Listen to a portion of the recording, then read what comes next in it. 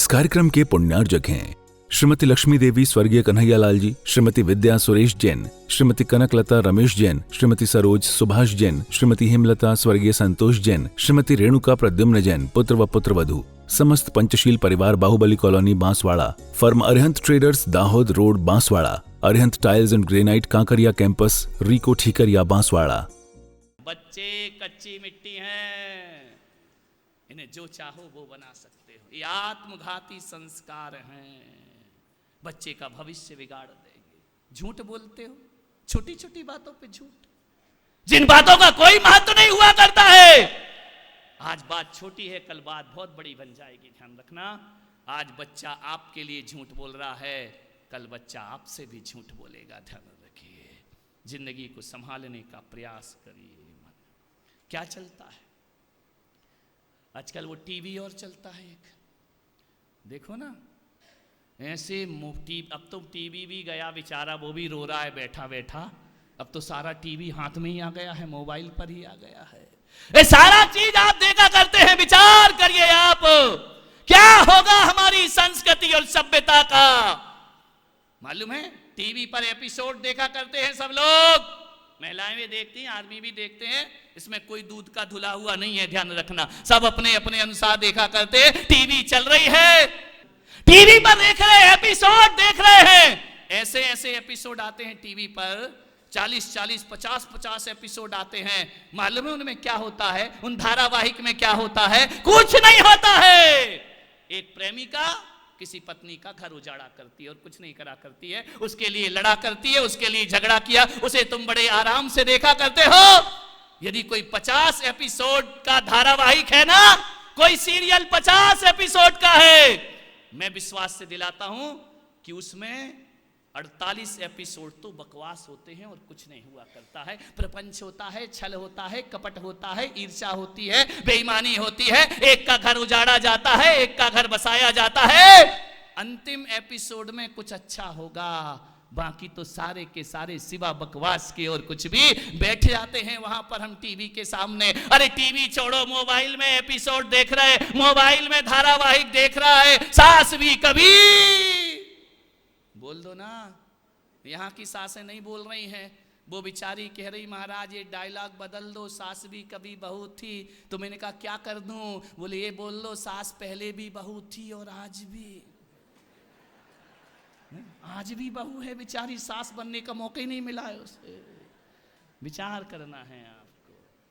देख रहे हैं टीवी पर, मैं विश्वास दिलाता हूं, टीवी पर, मोबाइल पर एक 18 साल की उम्र का होता बच्चा 50,000 बलात्कार देखा करता है, ध्यान रखिए। 50,000 बलात्कार देखता है, 1.5 लाख हत्याओं के दृश्य देखता है और 3 लाख लूट खसोट छल कपट के प्रपंच के दृश्य देखता है। अब ये अबोध बच्चे इतनी बार ये देखेंगे तो सोचो इनका भविष्य क्या होगा मेरे भाई। उनकी मानसिकता क्या होगी, उनके अंदर क्या भरा होगा, आगे जाकर बच्चा क्या बनेगा, ध्यान रखिए। मान्यवर, अपने बच्चों को इतना सुविधा भोगी मत बनाओ कि किसी दिन बाजार से सब्जी लाना पड़े तो डोलची उठाने में उसके हाथ में छाले आ जाएं।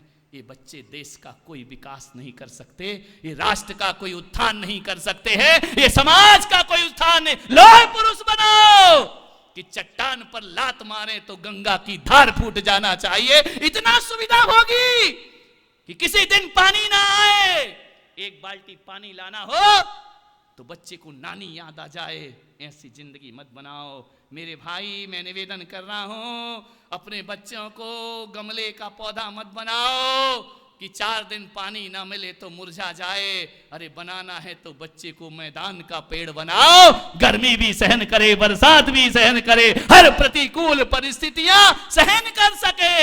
बच्चा नहीं सहन करता है। आप बच्चे से काम करा के देखना, बाजार जाएगा, सब्जी लाना है, पहले रिक्शा देखेगा, पहले गाड़ी देखेगा, पहले बाइक देखेगा, तब चल पाएगा। ध्यान रखिए, ये कैसे नाजुक बच्चे पैदा कर रहे हो। देश भी असुरक्षित, समाज भी असुरक्षित, धर्म भी असुरक्षित।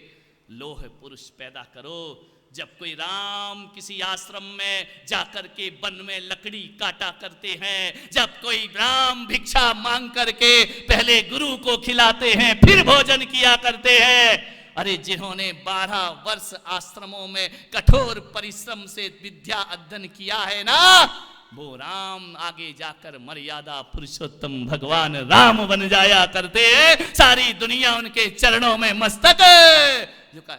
कठिनता से मिलना चाहिए, सरलता से नहीं। एक बच्चा कल मेरे पास आया, बोले मुझे दीक्षा लेना है। मैंने कहा ले ले, मेरा तो यही धंधा है, कब लेना है आजा। बोले एक बताओ कि तुम्हारा है क्या जीवन। मैंने कहा बहुत अच्छा जीवन है। जीवन नहीं, बिल्कुल एवन है। बोले क्या एवन है। मैंने कहा 24 घंटे में एक बार खाना, एक बार पीना। और बोले इतनी जोर से प्रवचन करना पड़ेगा।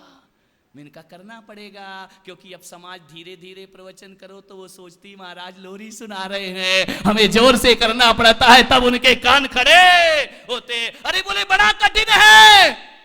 बोले महाराज एक सूत्र दे दो।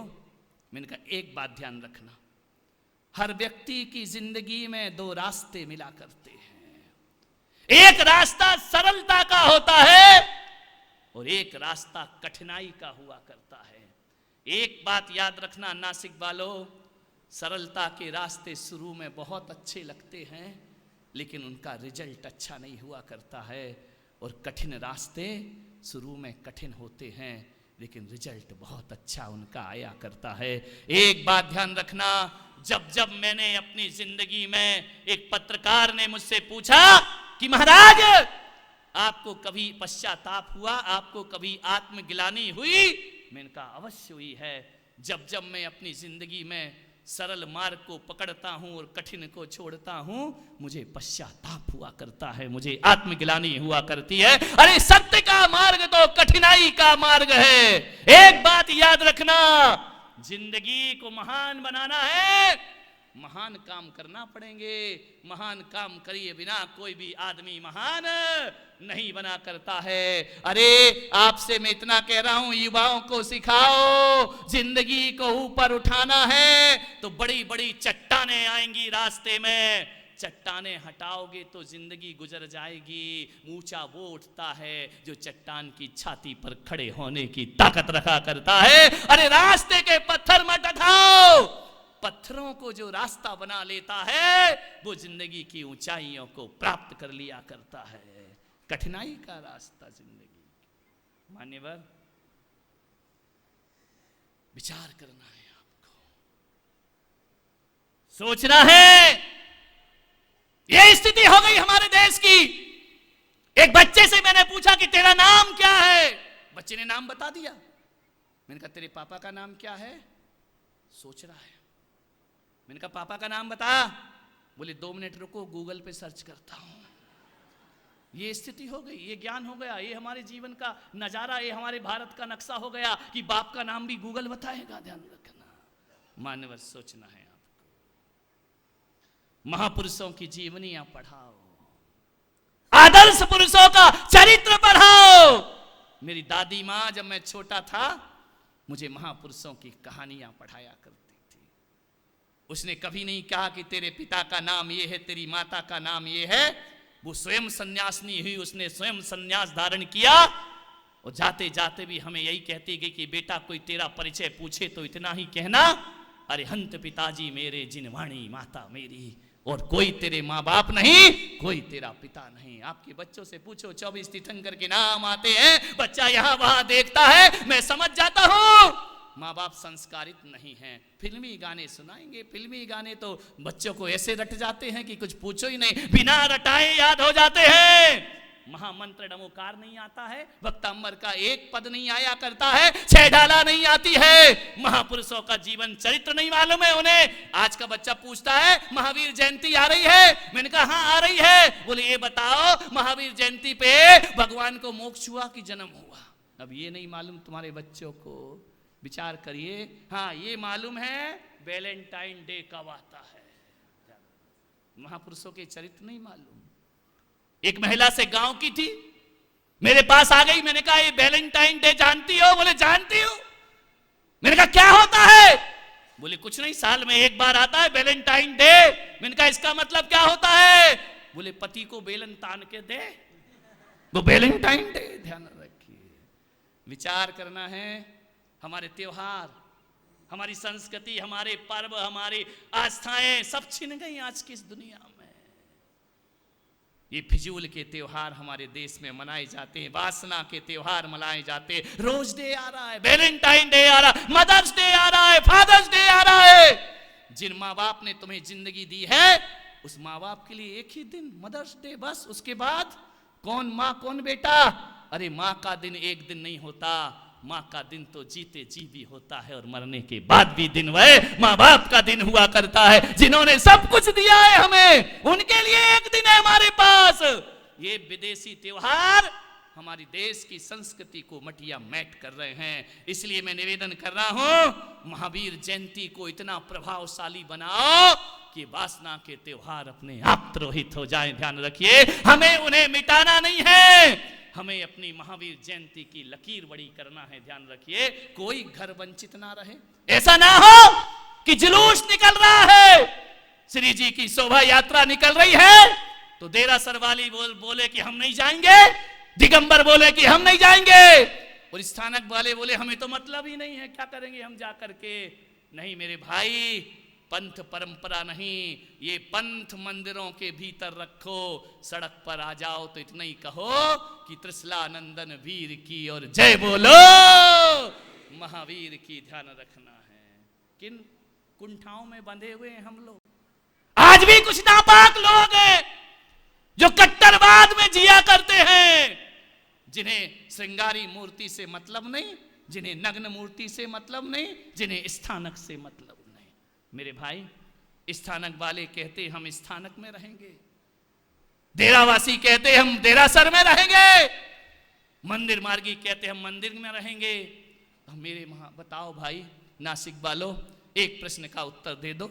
स्थानक वाले स्थानक में रहेंगे, डेरावासी उपासरे में रहेंगे, दिगंबर अपने मंदिरों में रहेंगे, तो एक बात तो बता दो, फिर मेरे महावीर कहां रहेंगे? विचार करिए। तुम सब अपने अपनों में भरे रहोगे तो मेरा महावीर कहां रहेगा? मेरे ऋषभ देव कहां रहेंगे? मेरे परमात्मा कहां रहेंगे? तुम अपने अपने कटघरों में बंद रहोगे, मेरे महावीर बंधनों में नहीं रहा करते हैं। मेरे महावीर तो वो महावीर है जो चंदना को बंधनों से मुक्त कर दिया करते हैं। हे महावीर, ऐसी महावीर जयंती आना चाहिए कि नासिक चंदना की बेड़ियां ही नहीं, इनके पंथों की बेड़ियां भी टूट जाना चाहिए, तो हमारा महावीर जयंती मनाना सार्थक और सफल हो जाएगा। कैसा भारत चाहते हैं हम, कैसा हिंदुस्तान चाहते हैं हम, विचार करना है आपको। कैसा जैन धर्म चाहिए हमको? एक दूसरे से मुंह फेरने वाला नहीं मेरे भाई, जोड़ने वाला धर्म चाहिए। मत दो ऐसे संस्कार आने वाली पीढ़ी को, मत करो उन्हें उदंड, मत करो उनके अंदर कट्टरवाद, मत पैदा करो उनके अंदर धर्मांधता। ये धर्मांधताएं धर्म को बर्बाद किया करती हैं। ध्यान रखिए। आपसे निवेदन है, बच्चों को बहुत योग्य बनाएं। मैं कहता हूं कि अब्दुल कलाम को यदि गलत संस्कार मिल गए होते ना, तो अब्दुल कलाम लादेन बन गए होते। वो लादेन को अच्छे संस्कार मिल गए होते तो लादेन अब्दुल कलाम बन गया होता। ध्यान रखिए। हिटलर को अच्छे संस्कार मिलते तो हिटलर महावीर बन करके खड़ा होता, और महावीर को गलत संस्कार मिलते तो शायद हमारे महावीर भी हिटलर बन करके खड़े हो गए होते। ध्यान रखिए, हम क्या संस्कार दे रहे हैं लोगों को, अपने बच्चों को क्या सिखा रहे हैं? जवाब देना, इज्जत नहीं करना, जी लगा करके बोलो, बच्चों को सिखाओ। हरे मालिक तो मालिक, सब घर तो वो होते हैं जहां ड्राइवर को भी ड्राइवर जी कह करके बुलाया जाता है, समझना वो सभ्यता के घर हुआ करते हैं। सभ्यता के घर वो होते हैं जहां नौकर को भी नौकर कहकर नहीं बुलाया जाता है, जहां नौकर को भी बेटा कह करके बुलाया जाता है। एक बार बुला के तो देखो, नौकर को बेटा कहोगे ना तो वो नौकर तनख्वाह कम ले लेगा, लेकिन तुम्हारा घर कभी छोड़ना नहीं चाहेगा, हमेशा को वह समर्पित रहेगा। क्या बोलते हम, कैसा हमारा संबोधन है, कैसे हमारे विचार हैं, मान्यवर सोचना है। एक आदमी को मैं जानता हूं, इतना आदर्शवान व्यक्ति था। समय हो रहा है, 5 मिनट लूंगा, समाप्त करूंगा। एक सेठ था, बड़ा अच्छा उसने अपना जीवन बनाया था, वो धर्म की शरण में था। एक बात याद रखना, लोग कहते हैं कि धर्म से क्या होता है, संतों के पास जाने से क्या होता है। मैं पुलक सागर कहता हूं, तुम्हें नहीं मालूम, मैं बताता हूं क्या होता है। जिन देशों में सत्संग नहीं होता ना, और जिन देशों में संत नहीं होते, ऐसे पड़ोस में आतंक पैदा होता है। और जिन देशों में सत्संग होते हैं, वहां महावीर जैसे अरहंत पैदा हुआ करते हैं। ये संतों का प्रभाव हुआ करता है, वहां धर्म का जन्म होता है, वहां अदब का जन्म होता है।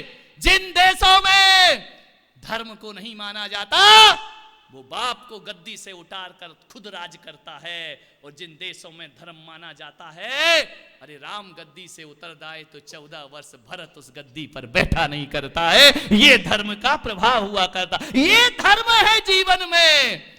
उस व्यक्ति ने बड़ा आदर्शमय जीवन जिया।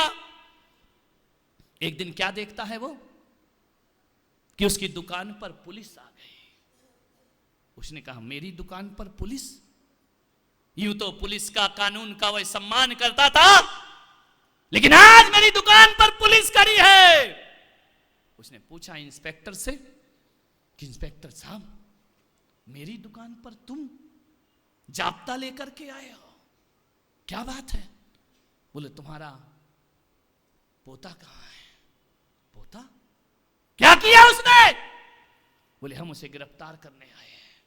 जिस बाप ने, जिस दादा ने, जिस पिता ने जिंदगी भर मेहनत करके इज्जत कमाई, एक लड़के ने बर्बाद कर दी उसकी इज्जत। एक क्षण में बर्बाद कर दिया सारा व्यक्तित्व। खून पसीना एक करके जो अपना समाज में स्थान बनाता है, हमारी ओछी हरकतें हमारे खानदान को बदनाम कर दिया करती हैं। पूछा दादाजी ने, हुआ क्या? बोले, आपका पोता कहां है? पोता अंदर जाके छिप गया। उसने पूछा, पोता अंदर है, आप अंदर जा सकते हैं। इस कार्यक्रम के पुण्यार्जक थे श्रीमती लक्ष्मी देवी स्वर्गीय कन्हैयालाल जी, श्रीमती विद्या सुरेश जैन, श्रीमती कनकलता रमेश जैन, श्रीमती सरोज सुभाष जैन, श्रीमती हेमलता स्वर्गीय संतोष जैन, श्रीमती रेणुका प्रद्युम्न जैन, पुत्र व पुत्रवधू, समस्त पंचशील परिवार, Bahubali colony, Banswara, firm Arihant traders, Dahod road, Banswara, Arihant tiles and granite, Kankaria campus, RIICO Thikariya, Banswara.